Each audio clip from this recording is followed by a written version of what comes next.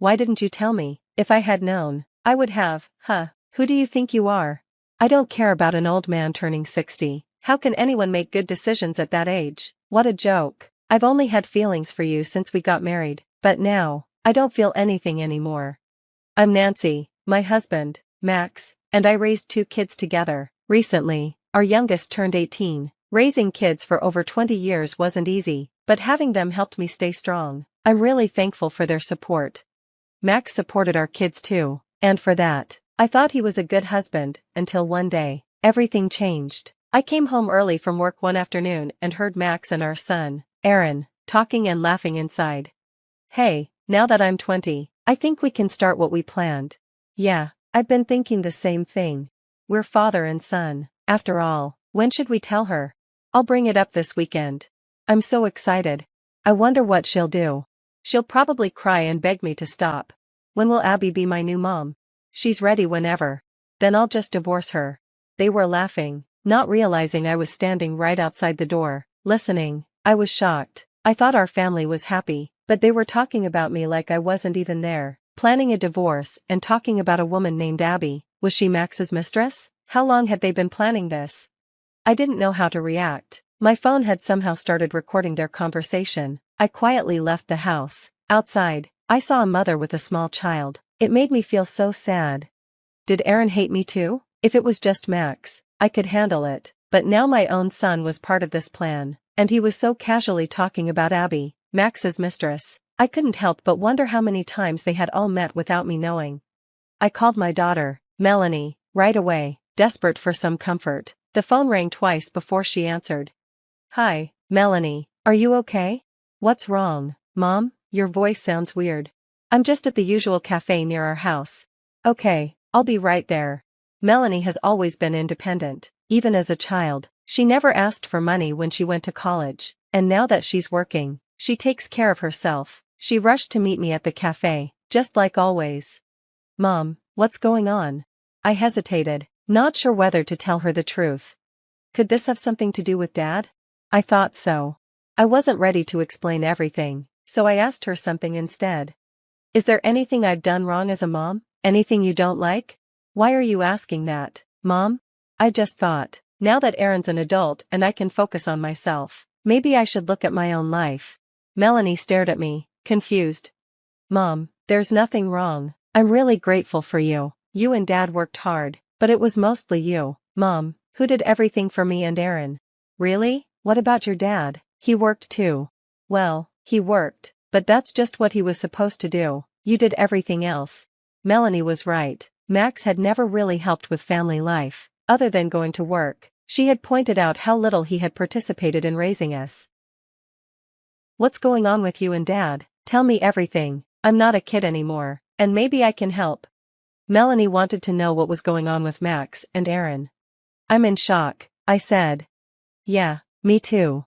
Well, what are you going to do about it? I guess I'll have to get a divorce. Yeah, I think that's the best option. Let me hear the recording. I didn't want to, but Melanie insisted, so I played the recording for her. I can't forgive them for this. Mom, we need more proof. A recording alone isn't enough. I'll ask a friend to help us. For now, stay at my place tonight, okay?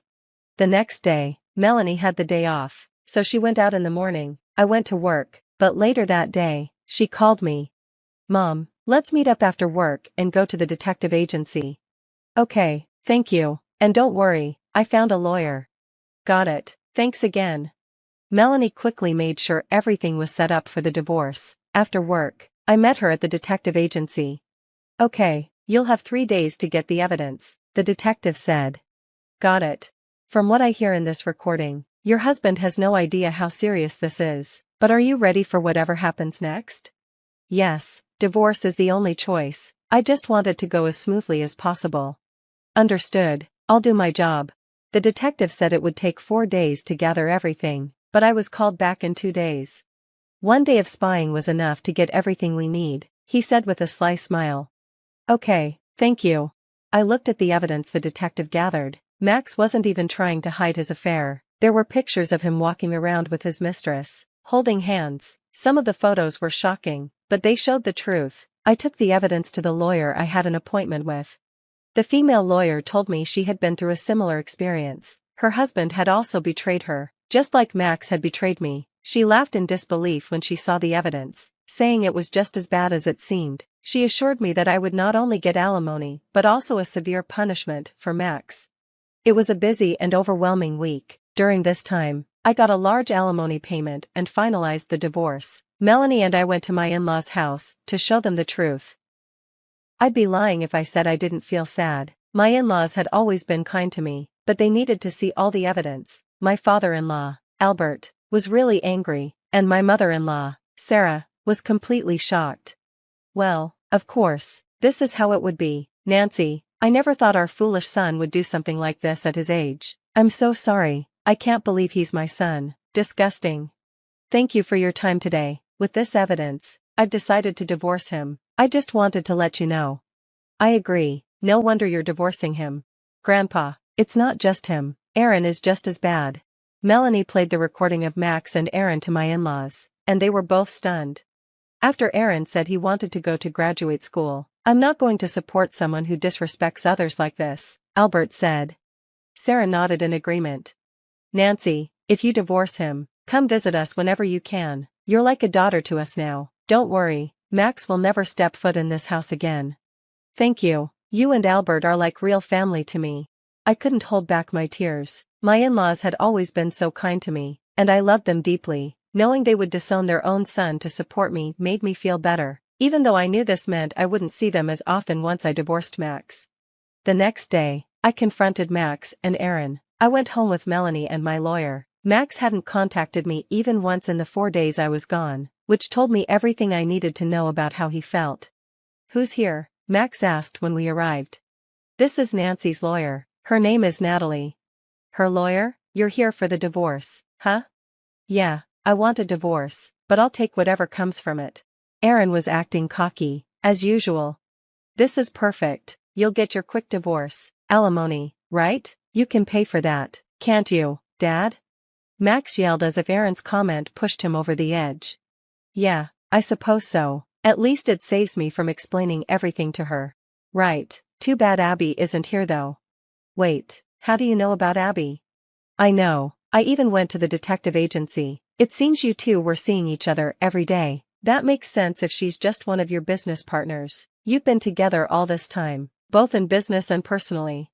Oh, I see, so you know about Abby. Well, since you know everything, it's simple. I don't want a mother like you. You're just a plain, old woman. I want a young, beautiful mother like Abby. Are you serious? Do you really not understand who helped you get here? Huh? It was Dad, obviously. Mom did all the hard work, running the house and doing everything else. Melanie, how can you talk about your father like that? Max shouted. Huh? I don't even see you as my parents anymore. Besides, Aaron called Mom that person too. Why is it okay for him but not for me?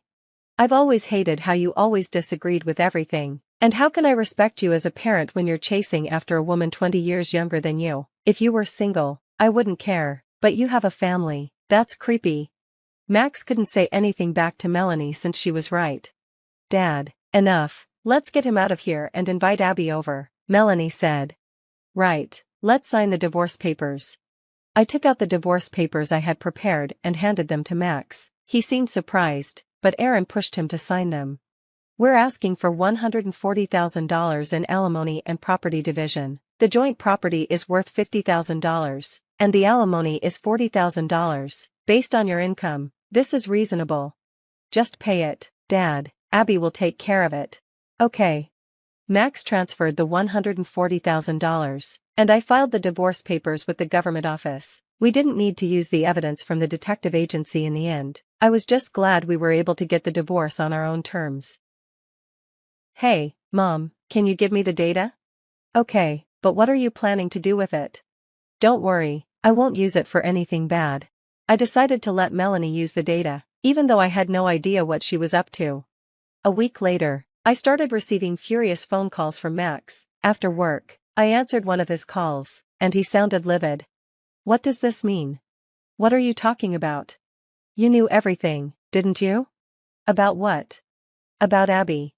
Oh, yes, but which part are you referring to? The part where you and your son, Aaron, are both dating Abby? Or the part where Abby, the supposed CEO's daughter, is a lie? Max fell silent. It's really weird and disgusting that a father and son are both dating the same woman. Shut up, I got fired from my father's company. Well, of course, it's all your fault, and I can't even get in touch with Abby now. She got fired too, you know. Well, of course, she was involved with a married man while working, and she even embezzled money from the company. Why didn't you tell me? If I'd known, I would've. Who do you think you are? You're just some old man about to turn 60, and you can't even make a decent decision. What a shame. I don't feel anything for you anymore. I haven't since we got married. I ended the call and blocked Max's contact, but Aaron kept calling me non-stop that day too. Hi, Mom, Grandpa won't help me with my tuition fees. You deserve it. Ask your father. He gave all his money to Abby, now I can't even reach her. I couldn't help but laugh. Well, she's upset about the money she embezzled. She only sees her father as a money tree. You probably gave all the money you made from your part-time job to her too, right? You're such a jerk, Aaron, laughing while your own kid is in trouble. Yes, I'm a jerk, and I take half the blame for how you turned out, but I did you a favor by divorcing your father. Now pay for your tuition. If you're an adult, that's your responsibility. Yeah, it's my responsibility, but I'm your mother, and I'm not giving you any money. I hung up, but I didn't block Aaron's contact. I hoped that one day, after he reflected on everything, we might talk again. Later, I found out that Aaron had gotten a job and seemed to have left his father. My parents-in-law informed me that Max was missing. He had often gone to their house to ask for money, but now he had disappeared. I'm almost 60, and I want to live a healthy life from now on. Plus, my grandchild is on the way. My second life is just beginning. 20 years younger? Wow, the husband must be the real challenger. I can't believe he and his son were both seeing the same woman at the same time. They've both been caught by a gold digger. I hope he truly reflects on his actions, and the money they took from him was supposed to be for his tuition. Thanks for watching until the end. Don't forget to subscribe. See you in the next video.